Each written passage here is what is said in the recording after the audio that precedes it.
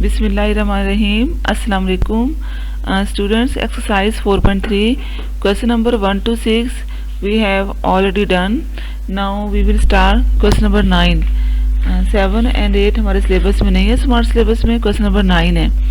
ये क्वेश्चन करने से पहले मैं फिर आपको कुछ ऑब्जेक्टिव बताऊंगी जो क्वेश्चन में यूज होनी है और ये एमसीक्यूज में भी आ सकती है। फर्स्ट है definition of intercepts. What are intercepts?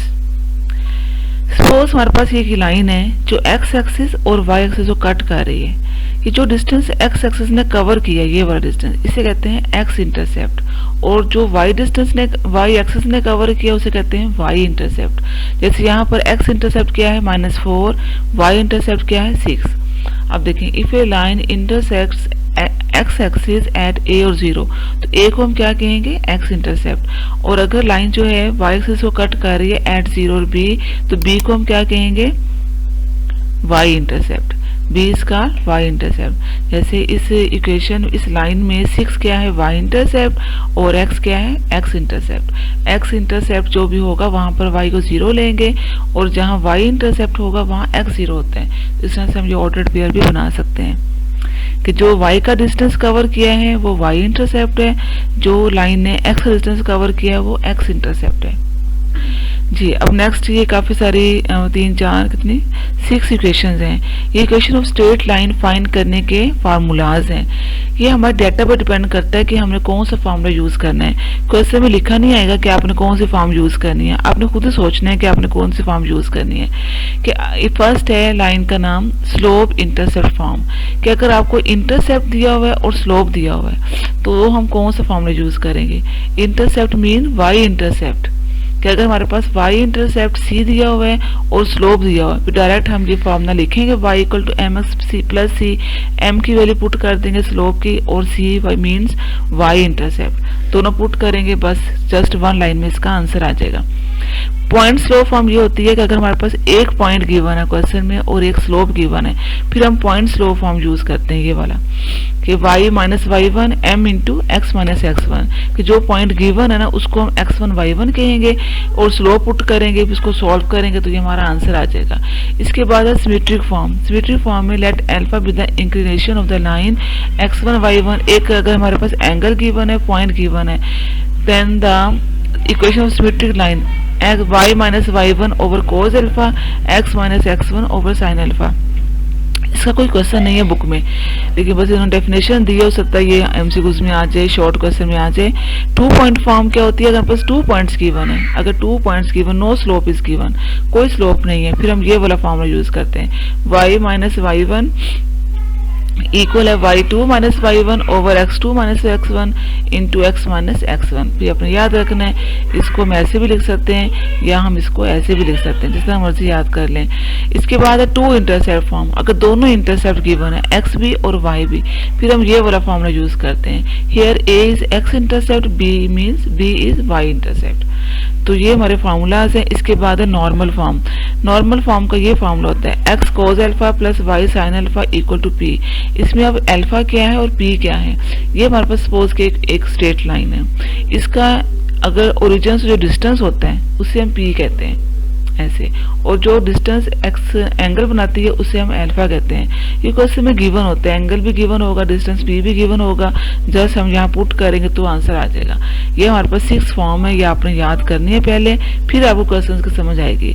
एक दफा फिर दोबारा रिव्यू कर लें कि अगर हमारे पास स्लोप और इंटरसेप्ट y इंटरसेप्ट तो ये वाला फॉर्मूला यूज करेंगे, अगर एक पॉइंट और स्लोप गिवन है तो हम ये यूज करेंगे, अगर एक एंगल और एक पॉइंट गिवन है तो हम ये यूज करेंगे, ये क्वेश्चन में नहीं है। और अगर दोनों पॉइंट गिवन है फिर हम ये वाला फॉर्मूला यूज करेंगे, और अगर दोनों ही इंटरसेप्ट गिवन है तो हम ये यूज करेंगे। और नॉर्मल फॉर्म में अगर उस लाइन का परपेंडिकुलर डिस्टेंस गिवन है और एंगल अल्फा गिवन है तो हम ये वाला फॉर्मूला यूज करते हैं। अब देखें क्वेश्चन में यूज कैसे करना है। Question number 9, find the equation of the vertical line through the point. अब वर्टिकल लाइन का स्लोप क्या होता है, हॉरिजॉन्टल लाइन का स्लोप क्या होता है, ये दोनों बातें बहुत इंपॉर्टेंट है, ये एमसीक्यूज में आ सकती है। जो लाइन वर्टिकल है तो उसका देखें, वर्टिकल लाइन पर कौन से पॉइंट 0 होते हैं? एक्स के पॉइंट 0 होते हैं। तो फॉर्मूला क्या होता है स्लोप का? y2 minus y1 over x2 minus x1। जो नीचे वाले 0 हो जाएंगे, समथिंग ओवर 0 इन्फिनिटी हो जाता है। तो जब भी वर्टिकल लाइन होगी उसका स्लोप हम इन्फिनिटी लेंगे। तो ये बात याद रखनी है, ये बात MCQs में आपको आ सकती है कि स्लोप ऑफ वर्टिकल लाइन क्या होता है, इन्फिनिटी, और इन्फिनिटी को हम 1/0 लगा सकते हैं, और जो पॉइंट गिवन है उसको हम x1 y1 कहेंगे। तो रिक्वायर्ड इक्वेशन ऑफ लाइन, अब बताएं हम कौन सा फॉर्मूला, जब भी मैंने बताया कौन सा फॉर्मूला यूज होगा, एक स्लोप गिवन है और एक पॉइंट गिवन है, तो स्लोप पॉइंट फॉर्म यूज करेंगे कि y minus y1 equal m into x minus x1, ये वाला फॉर्मूला यूज किया है। y माइनस y1, पहले आप ये फॉर्मूला लिख लें, यहाँ लिखा नहीं हुआ, आप वो फॉर्मूला लिखें y minus y1 equal m into x minus x1, वो फॉर्मूला लिख के फिर आप वैल्यूज पुट करें x1 y1 की और स्लोप की। स्लोप मीन्स 1 इन्फिनिटी मीन 1/0, ये 0 इधर आकर मल्टीप्लाई होकर 0 हो जाएगा, ये हमारा रिक्वायर्ड आंसर है। इसके बाद क्वेश्चन नंबर 10 में एक पॉइंट दिया हुआ, स्लोप दिया हुआ, तो हम कौन सा फॉर्मूला यूज करेंगे, फिर पॉइंट स्लोप फॉर्म, फिर वही वाला फॉर्मूला यूज होगा y minus y1 equal m into x minus x1। तो ये हम वैल्यूज पुट करेंगे, ये हमारा रिक्वायर्ड आंसर आ जाएगा। इसके बाद डी पार्ट है, अब 2 पॉइंट गिवन है, फिर हमने इक्वेशन ऑफ लाइन फाइंड करनी है। अब 2 पॉइंट का ये वाला फॉर्मूला है, अब ये वाला फॉर्मूला यूज करना है।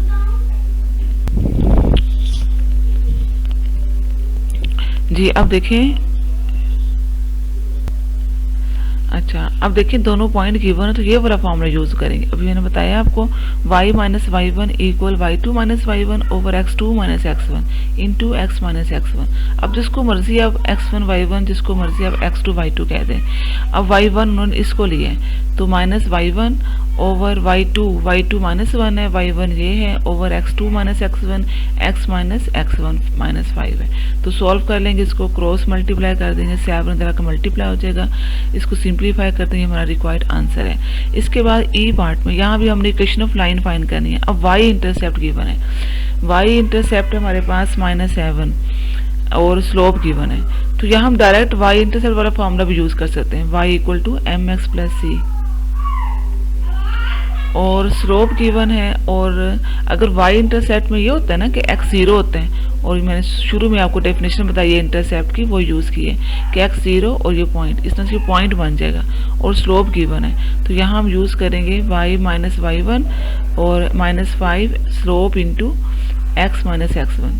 फॉर्मूला यूज़ किया y minus y1 equal m into x minus x1, वो फॉर्मूला लिखें आप, फिर वैल्यूज पुट करें, फिर हमारा रिक्वायर्ड आंसर आ गया, ये हमारा आंसर है जी। इसके बाद है क्वेश्चन नंबर 13 पढ़ें, ये बुक खोल लें आप और उसकी आप स्टेटमेंट पढ़ लें।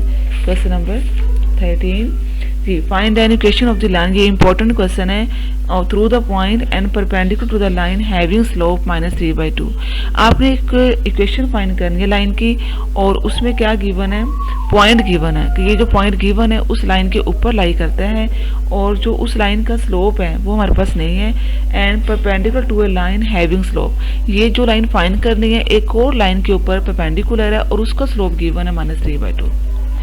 अगर जो लाइन हमने फाइंड करनी है, रिक्वायर्ड लाइन जो है इस लाइन के ऊपर परपेंडिकुलर है, ये मैंने फर्स्ट लेक्चर में बताया था कि अगर 2 लाइंस परपेंडिकुलर हो उनके स्लोप्स रिवर्स होते हैं, तो जो हमारी रिक्वायर्ड लाइन का स्लोप क्या होगा, इसका रिवर्स कर देंगे, -3/2 का रिवर्स, तो 1 ओवर -3/2, और यहाँ माइनस भी होता है ना, -1 ओवर m, इसको स्लोप को रिवर्स कर देंगे, साइन भी उलट कर देते हैं, तो ये माइनस माइनस प्लस हो जाएगा, 3/2 2/3 आ गया, तो रिक्वायर्ड लाइन का स्लोप ये आ गया। अब ये स्लोप भी है, ये पॉइंट भी है, तो कौन से फॉर्म यूज करेंगे, अगेन वही slope point form, y minus y1 m into x minus x1। अब आप खुद ही पुट कर लें, ये आंसर आ जाएगा। इसके बाद क्वेश्चन नंबर 14 सिलेबस में नहीं है, क्वेश्चन नंबर 15 पढ़ें, बुक में से इसका क्वेश्चन पढ़ लें।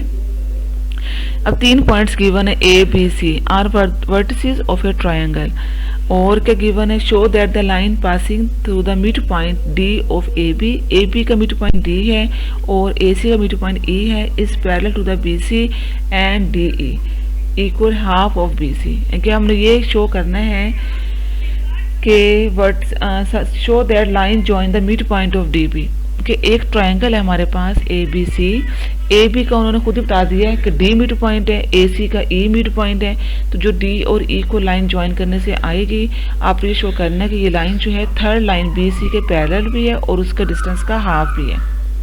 अब देखिए ए बी सी तीनों ही गिवन है, डी क्या है, ए बी का मिड पॉइंट है, तो मिड पॉइंट फार्मूला यूज करें और डी फाइंड कर लें, x1 ए बी का मिड पॉइंट, ये ए और बी है। x1 जी, इस तरह हम डी ई फाइंड करेंगे। दोबारा से पढ़ लें क्वेश्चन कि हमने क्या किया, D mid point A B का फाइंड किया, ई मिड पॉइंट ए सी का फाइंड किया।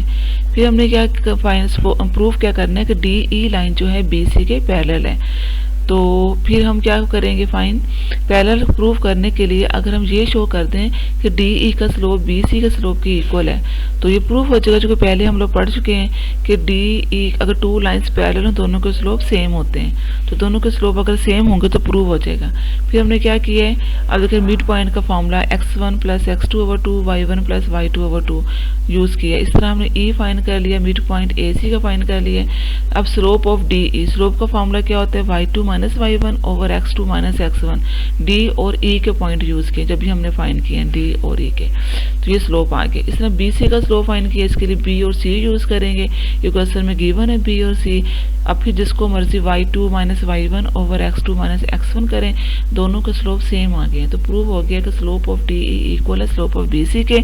अगर दो लाइंस का स्लोप इक्वल है तो प्रूव हो जाता है कि दोनों लाइंस जो है पैरेलल है।